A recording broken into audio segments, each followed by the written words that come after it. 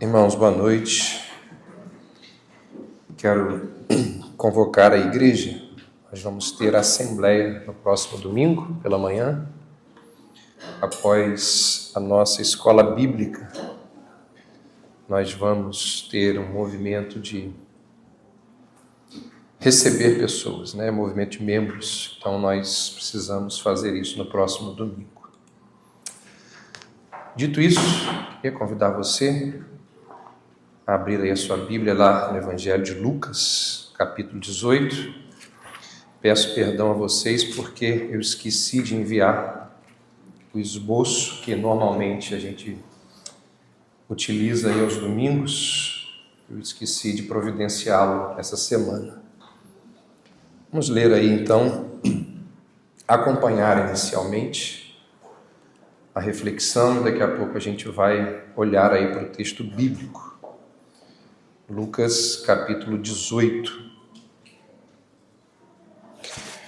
Nós estamos nessa parte aí do Evangelho de Lucas. E o que nós temos aqui? Jesus, ele está caminhando na direção de Jerusalém, onde ele vai ser morto, no caso, preso, torturado, crucificado, morto. E Lucas já vem alguns capítulos descrevendo que Jesus está na direção de Jerusalém. Jesus está no chamado Caminho de Samaria. E existem duas histórias que são contadas unicamente por Lucas nesse trajeto que Jesus faz no caminho de Samaria. E essas duas histórias, elas dizem respeito à oração. A primeira história está lá no capítulo 11, que fala da história do amigo, que é uma história situada num cenário muito simples da vida comum ali de Israel. Não sei se você lembra da história. O amigo, ele recebe alguém à noite, e naquele momento ali à meia-noite as casas já estavam fechadas, as pessoas iam dormir bem cedo, mas um determinado camarada recebe a visita de um amigo, e ele não tem nada para oferecer a esse amigo. Então ele vai na casa do vizinho, que também é um amigo, bate ali, pede pão a ele para que ele possa oferecer ao seu amigo que chegou de viagem. E Jesus então conta essa história, essa parábola. Não existe nessa história nada daquilo que a gente poderia chamar de espiritual.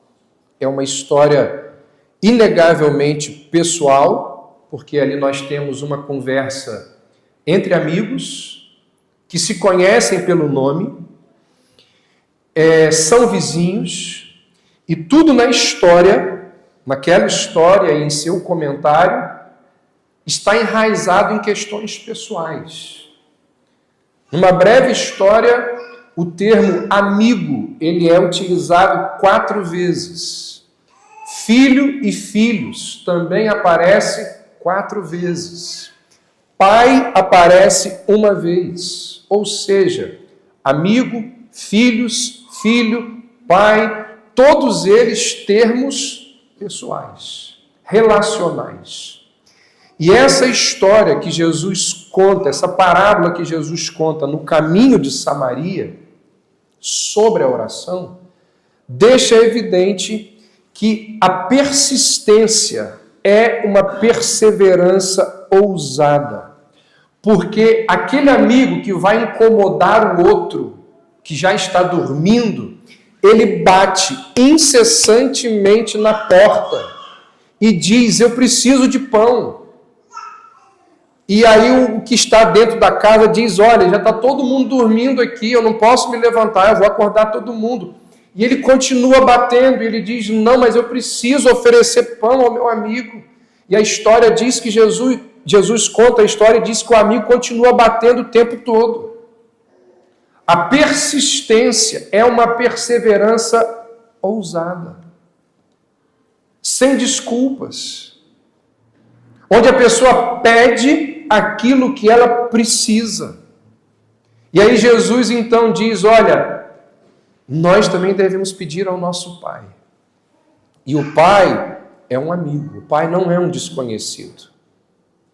Então essa é a primeira história que Jesus conta quando ele está na direção de Jerusalém, no caminho de Samaria. A segunda história, ela é completamente diferente. Ela está aqui em Lucas capítulo 18, esses 8 primeiros versos que nós analisamos algumas semanas atrás, começamos a analisá-lo.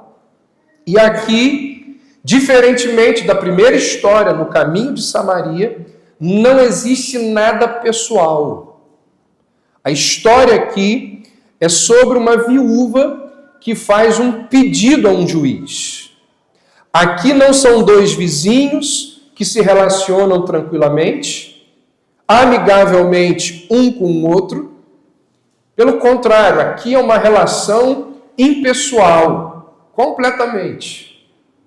Em uma corte de justiça, onde naquele ambiente ali as relações são determinadas por questões de justiça, nós temos aqui uma viúva sem nome, nós temos aqui um juiz que não tem rosto.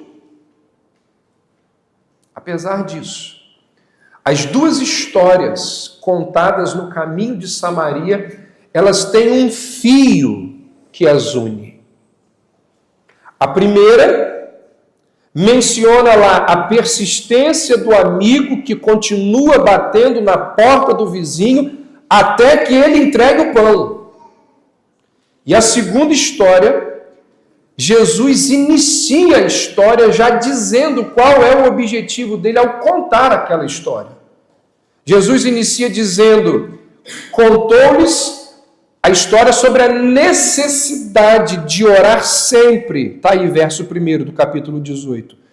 Contou-lhes Jesus uma parábola sobre o dever ou a necessidade de orar sempre e não desanimar, não esmorecer. Não desanimar dessa história serve de paralelo com a persistência da história anterior.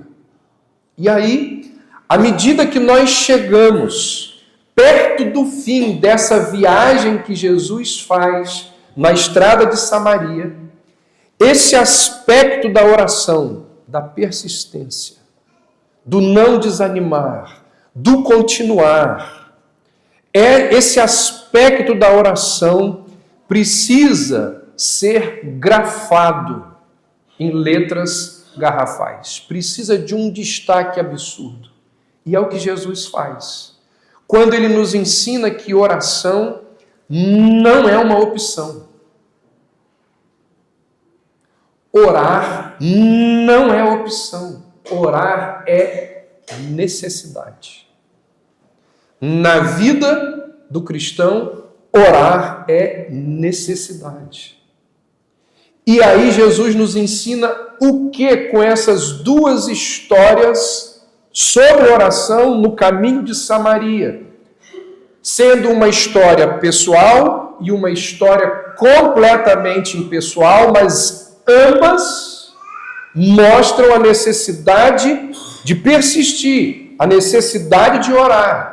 Ele nos lembra que oração, ela precisa estar presente em todos os momentos, em todos os lugares, em todos os contextos, seja em ambientes familiares, seja em ambientes impessoais, por onde quer que nós estivermos, orar é um dever. Tanto a parábola do amigo, quanto essa parábola que abre o capítulo 18, que fala da viúva, nos mostram isso. Mas essas histórias nos mostram mais. Elas também nos convidam a pensar e a refletir. Elas suscitam em nós uma importante indagação. Se elas falam sobre persistência, E essa persistência, ela pode estar atrelada ao fato de que nós vamos continuar orando durante algum tempo, ou um bom tempo, ou muito tempo. Por que continuar a orar? Quando muitas vezes parece que nós não temos respostas para a oração. Porque a gente fica um bom tempo orando, e durante esse bom tempo a gente não tem respostas. Pode ser que esse seja o cenário na sua vida, nesse momento da sua existência. Você vem orando por algo que você não tem resposta. E orações, muitas vezes, nos levam a essa indagação. Por que continuar a orar quando nós temos tão poucas provas da eficácia da oração? E muitos, quando nós olhamos para as Escrituras, muitos são os escritores que também fazem este questionamento. Vou citar alguns aqui para vocês. Salmo 10, todos nos Salmos. Salmo 10, 1. Por que te escondes em tempos de angústia? Salmo 13. Até quando, Senhor? Para sempre te esquecerás de mim? Salmo 22. Clamo a ti de dia e não me respondes, de noite e não recebo alívio. Salmo 44. Por que escondes o teu rosto e esqueces o nosso sofrimento e a nossa aflição? Salmo 77. Irá o Senhor rejeitar-nos para sempre? Jamais tornará a mostrar-nos o seu favor? Então, se você ora, você sabe que as pessoas que oram, muitas vezes, em alguns ciclos das suas vidas, em alguns períodos da sua vida, sabem como é não ouvir nada em resposta. As pessoas que oram, muitas vezes, não conseguem o que pedem, quando pedem. As pessoas que oram, em alguns momentos das suas vidas, se perguntam, até quando? Por quê? Quando o Senhor vai me responder? Isso é comum a você, eu sei disso. Isso é comum a mim. Isso é comum ao povo de Deus. Não só na história da igreja, mas na história das Escrituras. São muitas as pessoas que, ao longo de anos, perguntam quanto tempo, por quê, até quando. Há um escritor cristão morreu há pouco tempo, chamado Eugene Peterson. Ele diz num dos seus livros o seguinte: todos os que fizeram da oração uma prática conhecem o sentimento, desalentador às vezes, de que a oração é um balde furado. Você vai até o rio pegar um balde de água e quando chega em casa, a água já se foi. O balde vazio. E tudo que resta para mostrar o seu esforço é um rastro de umidade, que logo o sol vai secar e fazer desaparecer. Por que então continuar orando?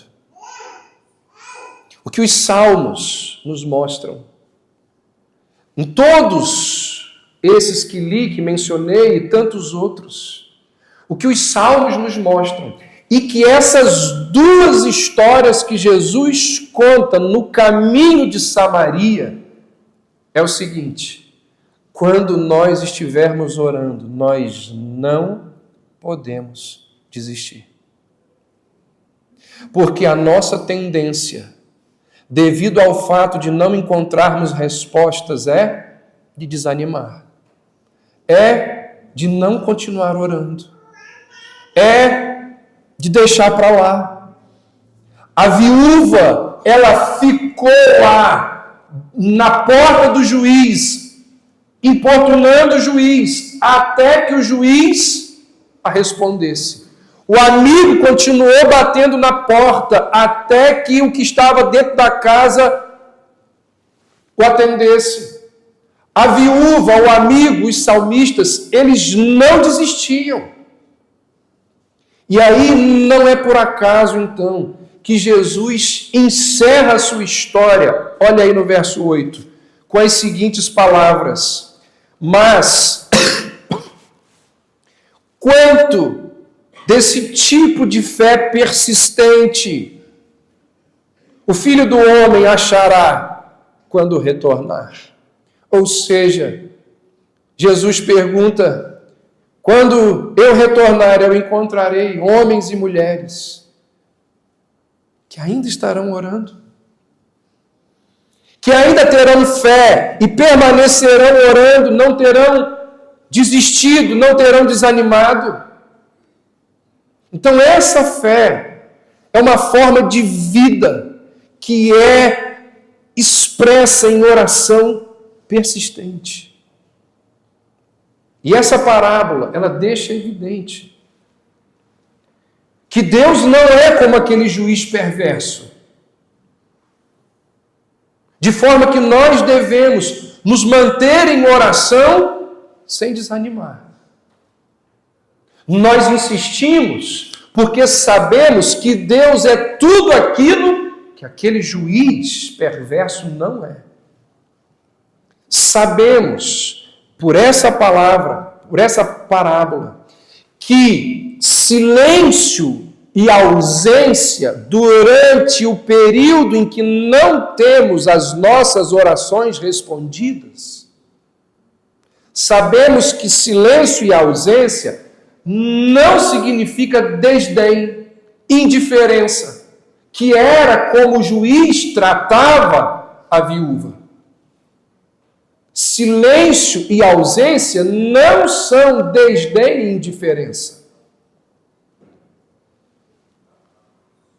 Um monge cristão do século IV, chamado Evrágio, ele disse assim: muitas vezes em minhas orações, orei pedindo o que achava que fosse bom e persistia em minha petição, estupidamente importunando a vontade de Deus e não deixando que Ele ordenasse as coisas como sabe ser melhor.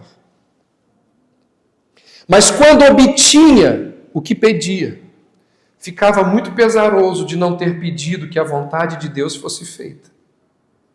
Porque no final as coisas se mostravam diferentes do que eu tinha imaginado. Não se aflija se não receber imediatamente de Deus o que pede. Ele deseja dar-lhe algo melhor.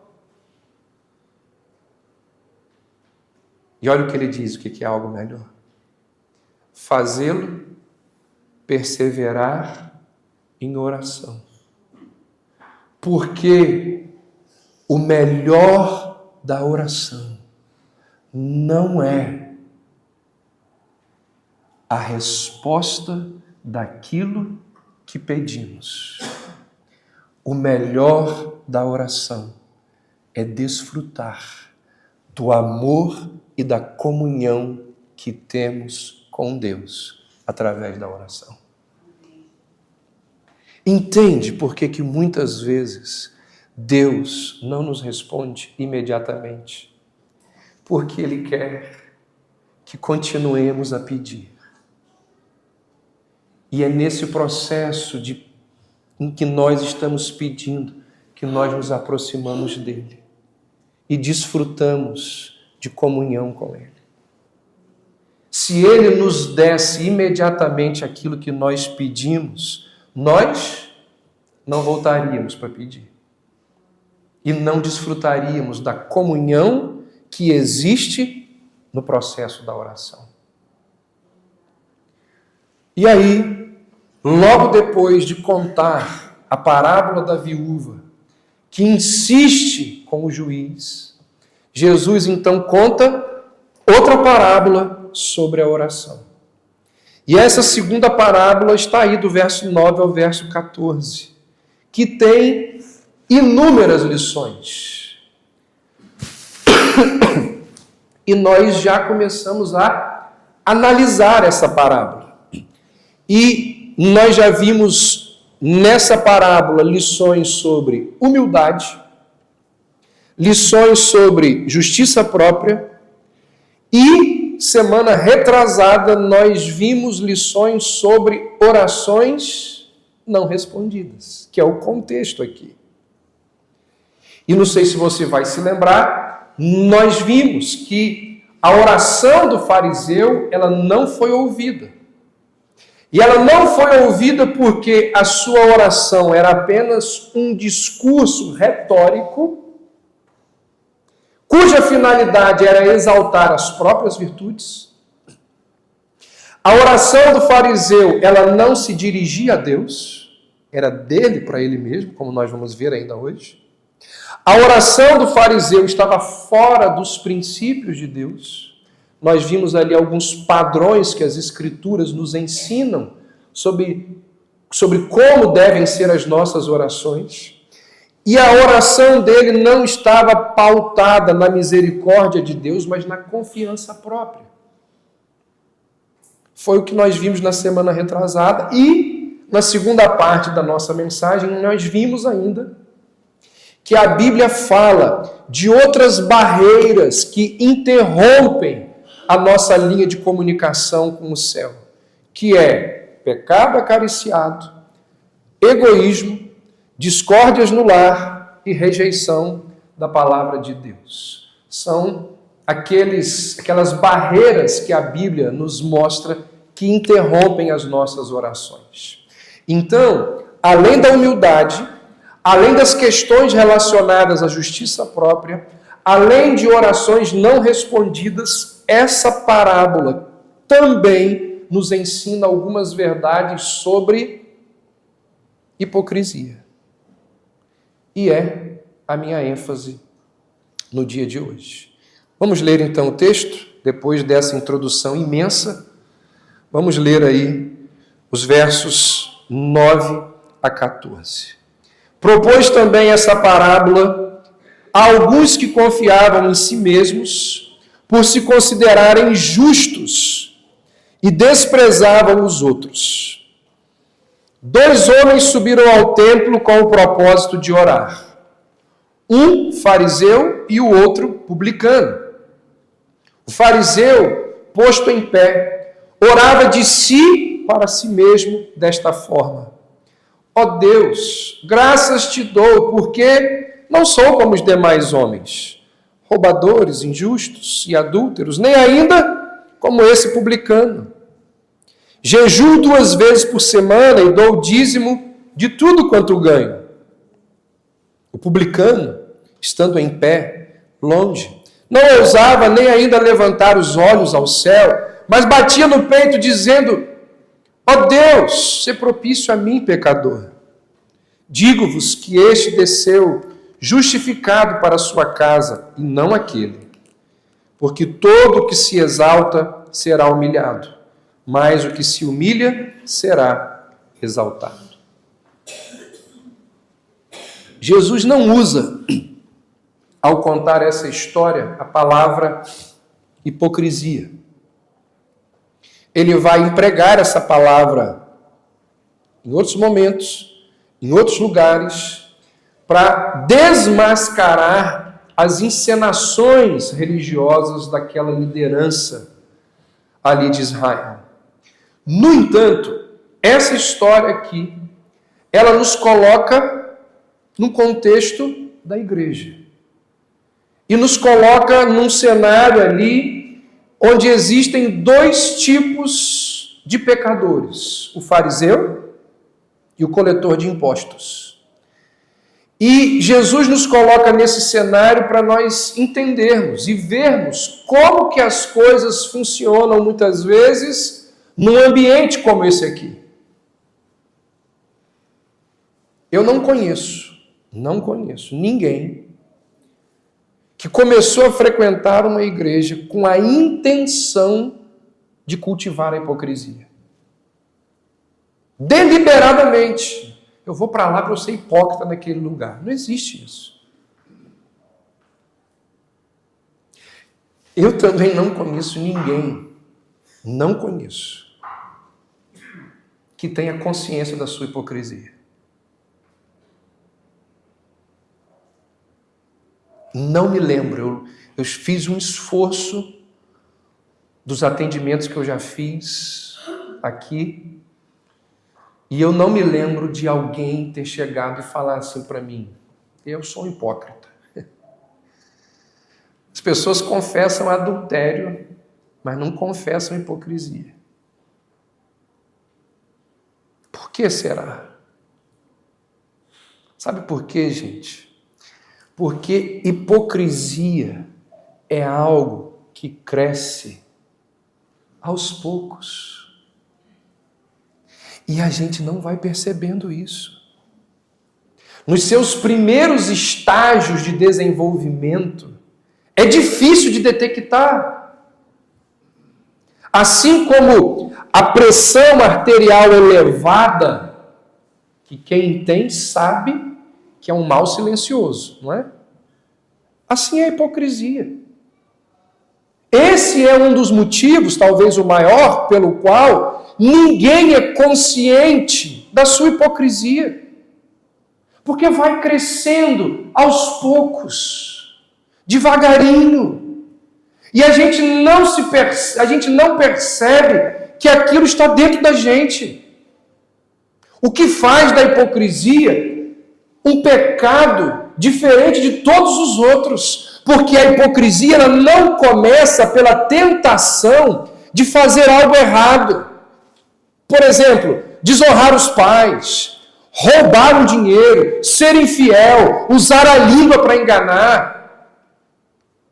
Nos pecados mais comuns existe aquele aspecto do fruto proibido que torna o pecado algo atraente, a tentação algo desejável, as insinuações de algo emocionante que transcende a monotonia e que você sabe que é errado, mas com a hipocrisia não é assim. Ela é muito diferente. As pessoas hipócritas, muitas vezes, elas não percebem que elas se tornaram hipócritas. Mas os outros percebem. E conviver com pessoas hipócritas não é uma coisa simples. Não é simples, e você pode perceber que isso não é simples pelo fato de que Jesus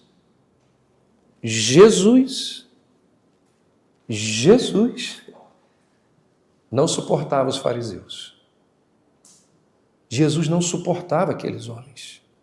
As palavras mais duras e severas de Jesus foram destinadas a quem? A interação de Jesus com as autoridades religiosas da sua época era radical. É um ou outro episódio que você vê cordialidade. Nunca foi pacifista com aqueles hipócritas, ignorantes. Jesus os chamou e os rotulou de coisas terríveis. Muitas vezes, propositadamente, Jesus fazia e dizia as mesmas coisas que sabia que os deixaria ofendidos. Há um livro do John MacArthur chamado A Outra Face, que fala da outra face de Jesus. E o MacArthur vai mostrar que é Jesus que muitas vezes toma a iniciativa na direção de confronto dos fariseus. Porque Jesus não suportava pessoas hipócritas. E aqui nessa parábola nós estamos diante de um hipócrita. Esse fariseu que está fazendo essa oração é um hipócrita. Ele não estava nem aí para a oração que ele fazia. O que ele queria era o quê? Orar, para que as pessoas vissem a oração dele. Ele queria os holofotes em cima dele. E uma vez direcionados os holofotes para ele então ora. É o que diz aí o verso 11. Posto em pé, orava de si para si mesmo. E se você observar, ele menciona Deus uma única vez. E não volta mais a citar Deus na sua oração. Deus é só um motivo para aquilo que ele quer fazer ali. E ao longo da sua oração, ele passa a se congratular consigo mesmo. Ali, num lugar de destaque, perto do altar, falando em voz alta, ele vira e diz: dou o dízimo de tudo quanto ganho. Ele verbaliza com orgulho o dar além do exigido. Vou trabalhar mais esse ponto semana que vem. Mas a questão aqui é, ele deseja mostrar às pessoas aquilo que ele é. Dou o dízimo de tudo quanto ganho. Verbaliza o orgulho dele de dar acima e além do exigido. Percebe que esse é um mal antigo? Por aí afora você encontra um monte de gente que ao dar uma oferta permite e às vezes, pior ainda, pede que o nome dela seja publicado, seja mencionado que foi ela que deu o data show, o banco, a mesa, seja lá o que for. Tem gente que pede, sabia disso? Pastor, o senhor não falou lá que fui eu que dei. Como tem isso? É por tudo isso e tanto mais que ninguém sabe dizer, apenas pela observação, se uma pessoa que usa as formas e as palavras da oração está de fato orando. Porque você sabe muito bem que é possível orar sem orar. Você sabe disso. E aí, o pecado da hipocrisia, denunciado nessa parábola, ele tem duas lições importantíssimas a nos ensinar. Primeira delas, lembra que esse aqui é um contexto de adoração, está lá no templo. Pessoas, as mais diversas, chegam ali para adorar ao Senhor. E aqui você tem fariseu, você tem o cobrador de impostos, você tem todos os tipos de pecadores. Você tem o hipócrita e você tem o sincero, o honesto, que reconhece o seu pecado e que sequer tem coragem de levantar os olhos para falar com o Senhor. Tal é o senso de miserabilidade dele.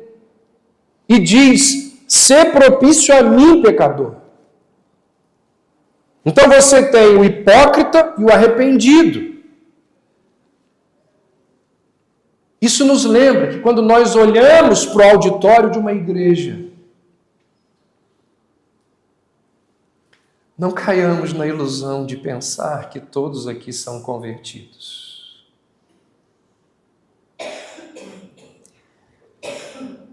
Eu aprendi, e tenho aprendido com o tempo, a entender que nem todo mundo que está aqui é convertido. Sabe, gente? Não são poucas as pessoas que já sentaram aí onde você está sentado. Passaram por aqui e nós os chamávamos de irmãos. Chamávamos de irmãos. Temos as mãos em alguns momentos, oramos juntos. Mas foi excluído por negar o nome de Deus. Foi excluído por apostasia, por se vincular Há comunidades, há igrejas que nada têm do Evangelho das Escrituras. Outros excluídos por pecados graves, dos quais até hoje não se arrependeram. Outros foram excluídos e nunca mais se filiaram a igreja nenhuma. Talvez não exista igreja boa o suficiente para eles aqui na terra. Porque foram excluídos e nunca mais quiseram saber de igreja. Excluídos pelos mais diversos motivos. Abandonaram a fé, abandonaram o povo de Deus, e um dia estiveram aqui entre nós, como você está. E essa parábola deixa essa verdade evidente. Entre os adoradores de Deus, num ajuntamento solene, existe uma mistura de piedosos e hipócritas. Existe essa mistura.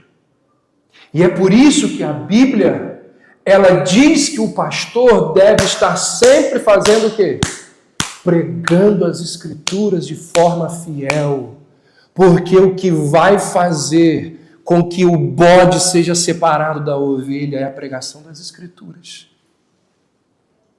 Porque o bode, ele não consegue ficar naquele ambiente ali onde a Escritura é o tempo todo pregado e confronta o pecado dele. Uma hora ele vai gritar. E o interessante nessa linha de raciocínio é que quando eu digo essas palavras, poucos são aqueles que estão pensando em si mesmos. Enquanto eu falo o que estou dizendo nesses últimos 4 minutos, a maioria está pensando em outras pessoas. Exatamente como quem? O fariseu da parábola. Exatamente como o fariseu. E essa é uma grande ironia. Por quê? Porque uma parábola que é para a autoanálise. Porque quando nós lemos a Bíblia, nós estamos lendo para quem? Antes de tudo. Uma parábola que é para a autoanálise, enquanto ela é exposta, nós pensamos no outro, ao invés de olharmos para o próprio coração. Você percebe quão grande é o nosso pecado? Você percebe quão grande é a hipocrisia? Porque a gente está falando aqui, a gente está pensando no outro. Igual o fariseu. Eu não sou como ele. Em quem que ele está pensando? Eu não sou como um roubador. Eu não sou como... Graças te dou, porque não sou como os demais homens, roubadores, injustos e adúlteros, e nem como aquele publicano. Ele não pensa nele, ele pensa nos outros.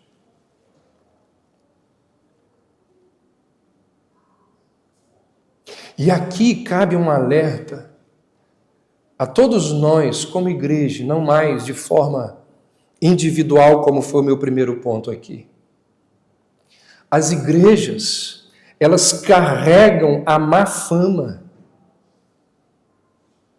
de serem negligentes em solicitar verificações para identificar pessoas quando querem fazer parte da sua membresia. Talvez algum de vocês tenha pensado assim hoje de manhã, quando eu disse que pastor Alceir e irmã Senilza vão ser membros da igreja, e eles vão aguardar 6 meses. Talvez alguém possa pensar, mas calma aí, gente. O pastor Alceir, décadas de missionário, por que ele tem que aguardar 6 meses? É pastor.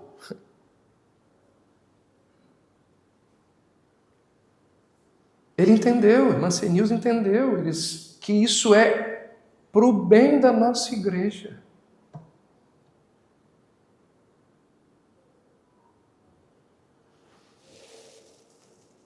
Tem pessoas com antecedentes criminais que entram no hall de membros das igrejas e ninguém sabe de nada. A porta da frente das igrejas deveria ser um local, um lugar. Entenda o que eu quero dizer com porta da frente.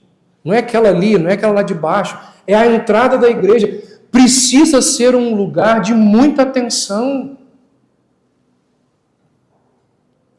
As pessoas que são ímpias, não convertidas, elas se infiltram nas igrejas e uma vez lá dentro elas praticam as suas maldades, as suas impiedades.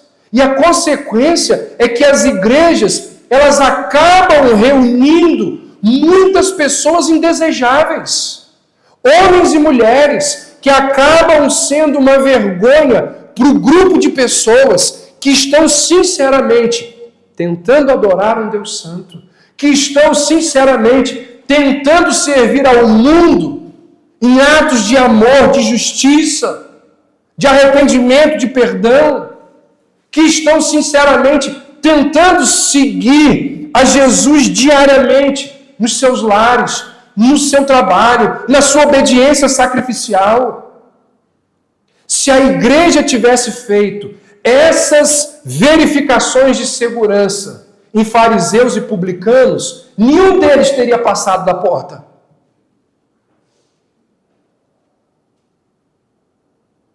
Eu não estou dizendo, de forma alguma, que igreja não é um lugar de pecadores. Não é isso, você sabe. Você que frequenta aqui há mais de um mês sabe disso. O que eu estou querendo dizer é o outro lado dessa gangorra. É nosso dever tomar conta da porta da frente e apertar cada vez mais aqueles que desejam entrar. Porque quem quer entrar, não importa o que for, ele vai permanecer. Então, essa parábola ela nos ensina isso.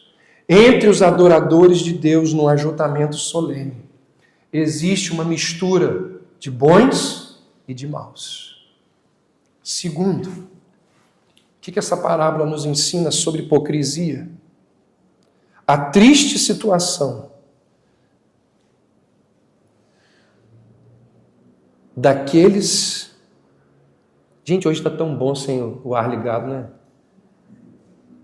Nem precisa mais de tratamento acústico, não. Vamos só desligar o ar. Eu estou sentindo diferença, né? Imagina vocês. Que silêncio. Segundo, a triste situação daqueles que se acham os melhores em tudo. Olha o que o fariseu diz, verso 11. Ó Deus, graças te dou, porque não sou como os demais homens. Ele fala como se ele fosse melhor do que qualquer outra pessoa. Você conhece pessoas assim?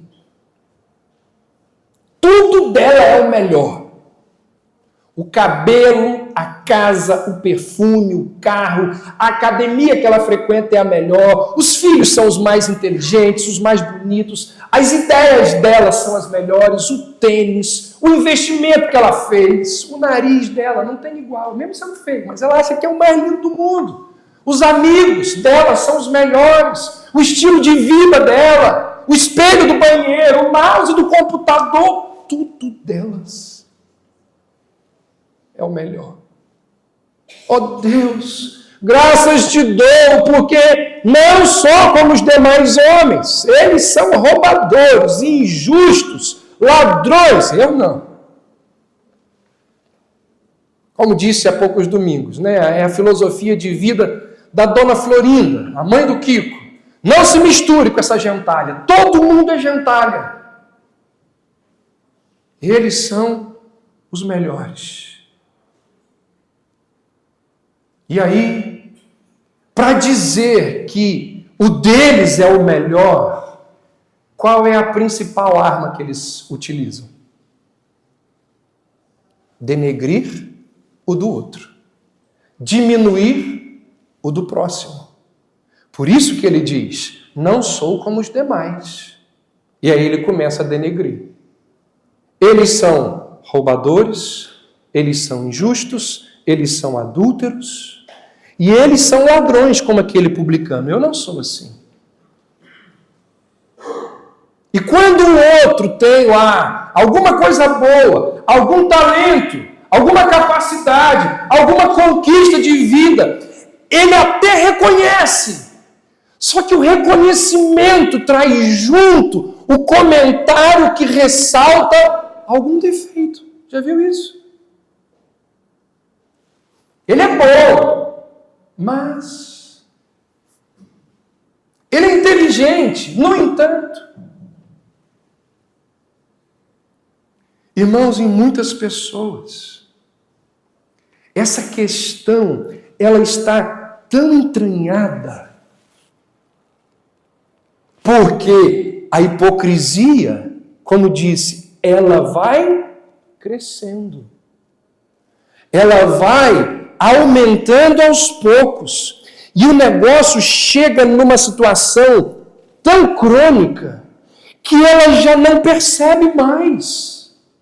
Ela não consegue mais compreender. E ela começa a falar dela mesma, elogiando a ela mesma, e ela nem percebe mais. O cérebro dela faz comparações o tempo todo. E essas comparações têm qual objetivo? Exaltá-las.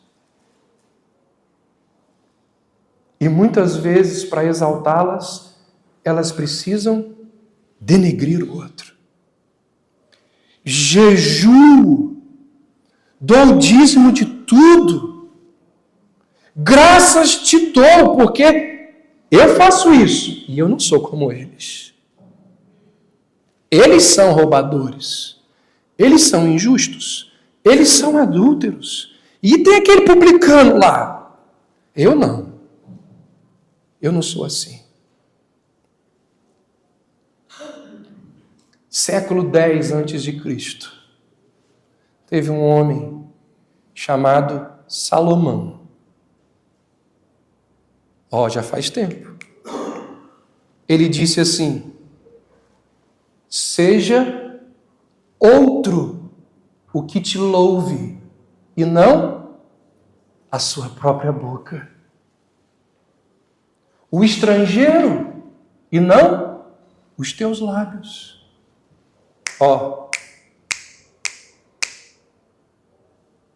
Há muito tempo Salomão já nos ensinou isso. Pessoas que gostam de ressaltar os próprios feitos. Jejuo 2 vezes por semana. Dou o dízimo de tudo quanto ganho, chamando os holofotes para si mesmo. Salomão diz, não faça isso. Isso é pecado, além de ser feio. Escrevendo aos crentes de Roma, Paulo vai dizer assim: ninguém pense de si mesmo mais do que convém. Pessoas assim, elas precisam ser confrontadas todos os domingos pelas Escrituras. Sabe para quê? Para elas conseguirem enxergar o que existe no próprio coração. Porque o nosso coração, ele é cheio de pecados. E não só enxergar os pecados que existem no coração, mas também a santidade do nosso Deus. Porque se ela não enxergar essas duas coisas, elas jamais conseguirão perceber o que existe ali. O que vai banindo a vaidade das nossas vidas a compreensão que somos uma fábrica de pecados. Qual é a cura? Qual é a cura para a justiça própria ensinada nessa parábola? A cura para a justiça própria é o conhecimento de si mesmo. Enxergar o próprio coração. E a condição de tais pessoas é desesperadora. Por quê? Porque nada é pior para uma pessoa do que não reconhecer os próprios erros. Não existe nada que seja tão ruim como a incapacidade de enxergar as próprias mazelas. Inclusive, essa é a essência do farisaísmo. O quê? A incapacidade de enxergar os próprios defeitos. Tanto que nos lábios desse fariseu você só encontra louvores a si mesmo. Irmãos, já disse isso aqui algumas vezes. E disse, pautado nas Escrituras. Existe um negócio muito forte aqui dentro da gente, chamado de vaidade, orgulho, que é talvez o pecado mais comum a todos nós. E a vaidade e o orgulho, eles alimentam a hipocrisia. Sabe por quê? Porque eles não permitem que nos vejamos como de fato nós somos. E aí então nós falseamos. Aí então nós mentimos. Aí então nós temos atitudes hipócritas, porque nós precisamos manter um estilo de vida que exalta a nossa pessoa. Está um ligado ao outro. E só há uma coisa no mundo capaz de chegar na vaidade, de chegar no orgulho, de chegar na hipocrisia do nosso coração. Só isso. A Escritura, atrelada a quê? A sua oração. De chegar diante de Deus e falar assim: Senhor, essa noite, o pastor Davi pregou sobre hipocrisia. Se eu sou um hipócrita, porque ele mencionou lá que hipócritas raramente conseguem enxergar a própria hipocrisia. Se eu sou um deles, me mostre. Cantamos aqui há pouco. Amolece o meu coração. Molhe os meus olhos. Porque só Deus pode fazer isso. Irmãos, grande parte dos nossos problemas tem origem no orgulho, na vaidade. Preste atenção no que eu vou falar agora. Olha para cá. Era muito bom que o fariseu não fosse roubador, não fosse adúltero, não fosse injusto. Era muito bom que ele não fosse nada disso. Só que Satanás tornou vaidoso disso. E isso foi a ruína dele. O problema foi que ele permitiu ao seu coração ser vaidoso, orgulhoso daquelas coisas que ele fazia de forma correta. Por isso que nós precisamos pedir a Deus: Senhor, abre o meu coração, abre a minha mente, que eu não fique pensando nos outros, mas que eu pense em mim mesmo. E que essas verdades, elas venham a confrontar o meu pecado, a minha hipocrisia, o meu orgulho, a minha vaidade. Que Deus tenha misericórdia de nós, porque só Ele pode fazer isso. Que Deus nos dê condições de lutar contra o nosso orgulho, contra a nossa vaidade. Porque, irmãos, só Deus para destruir isso. Todos os dias nós somos educados, doutrinados, incentivados pelas redes sociais, pelas propagandas, por tudo, para exaltar o próprio ego. E a palavra de Deus vem contra tudo isso, dizendo assim: faça mortificar os feitos da carne, o ego que vocês têm. Ó Deus, graças te dou, porque não sou como aquele publicano, roubador, injusto, adúltero. Que Deus tenha misericórdia de nós, que Ele nos ajude na nossa luta diária, constante, contra o pecado da hipocrisia. Vamos orar? Senhor, dá-nos fé para continuarmos crendo, mesmo quando os nossos pedidos parecem não ter respostas. Como vimos no início desta mensagem, enquanto aguardamos pelas respostas das nossas orações, permita-nos o crescimento, o amadurecimento, o achegar-nos perto de Ti. Ó Deus, abre os nossos olhos para enxergarmos os nossos pecados e misérias. Perdoa-nos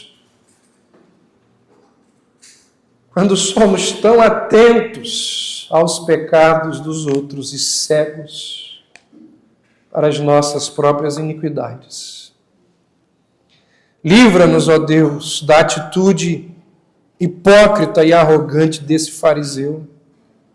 Trabalha em nosso ser para que a nossa vaidade seja extirpada, para que o nosso desejo por glória pessoal seja transformado em anseio por ver Cristo recebendo o louvor que merece. Que a Tua graça venha sobre todos nós, nos moldando de maneira que a cada dia venhamos a nos parecer mais com Jesus Cristo. Que assim seja na minha vida e na vida aqui dos meus irmãos e irmãs. É a nossa oração. Em nome de Jesus. Amém. Vamos ficar em pé.